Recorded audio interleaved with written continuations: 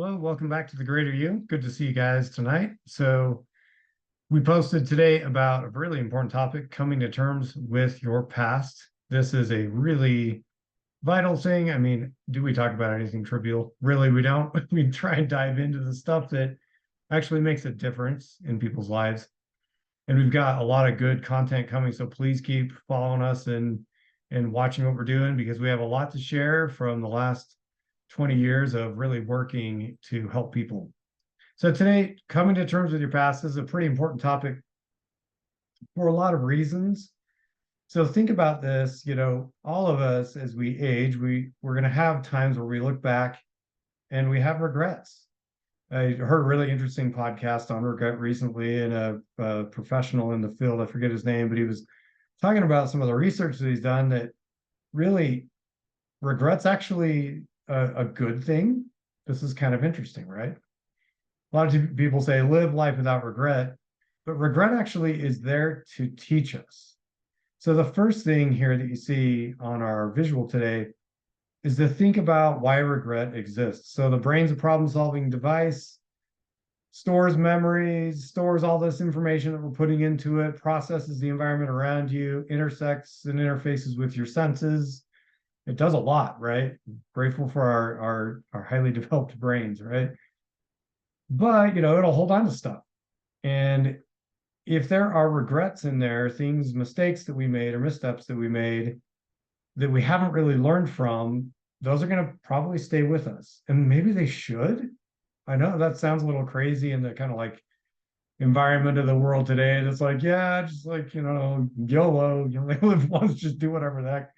I don't know, man. Like maybe we actually need to learn from our past, right? That's my thinking. So learning from our past is a really important thing because those that do not learn from their past are doomed to repeat it. Just go ahead and watch the news right now and you'll see a bunch of historical stuff being repeated over and over and over and getting the exact same result, right?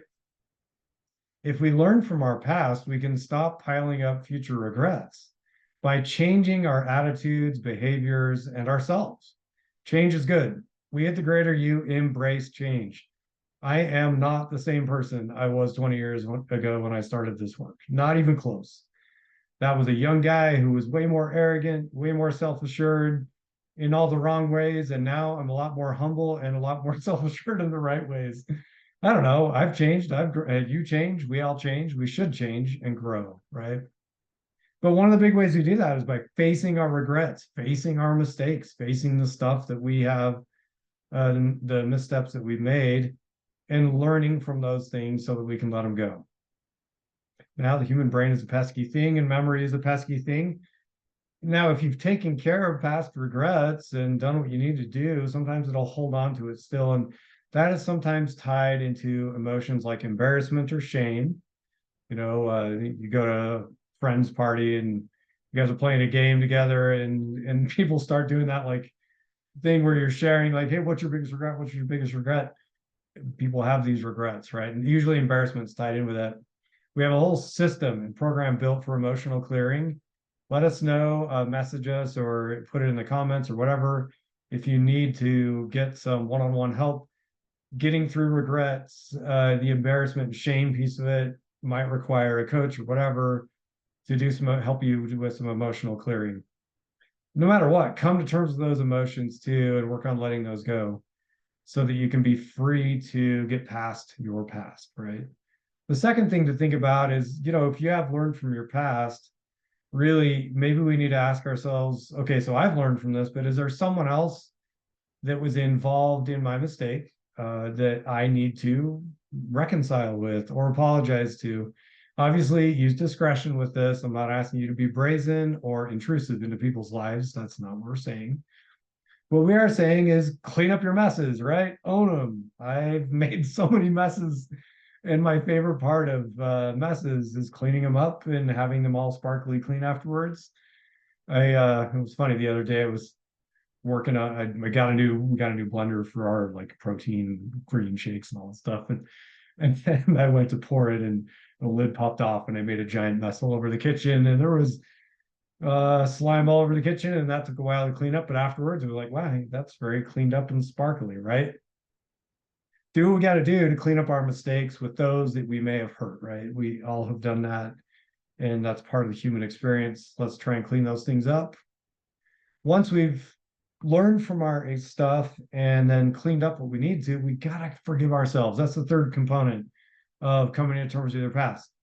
You need to forgive yourself the same way that you would forgive a loved friend, close person that you really care about that made a mistake and hurt your feelings and you forgave them. Extend that same grace or forgiveness to yourself. Very important, very helpful. And then the fourth thing is to forgive others. Think about that, right? A lot of times the stuckness in our brain is we're not forgiving ourselves, we're not forgiving others, we're holding on to our past, we're beating ourselves up for past mistakes, and then maybe holding people's past against them too. Well, that's not very fair, right?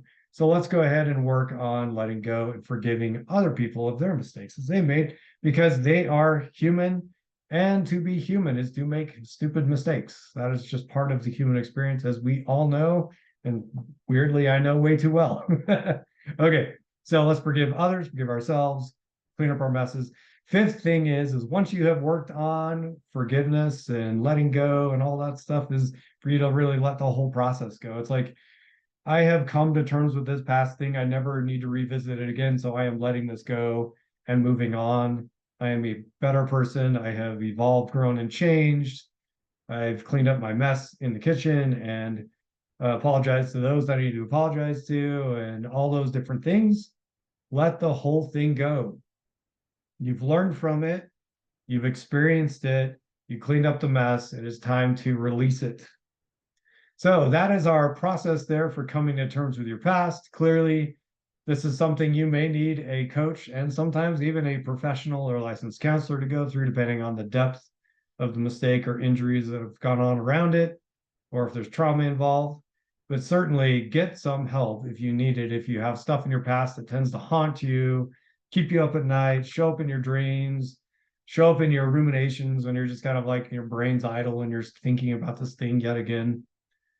Work these steps, try them out, and see if you can get yourself to get some peace around it. So have a great evening. It was been good talking with you today, and we'll talk to you soon. There's a lot of videos to come. So we will see you in the near future. Goodbye.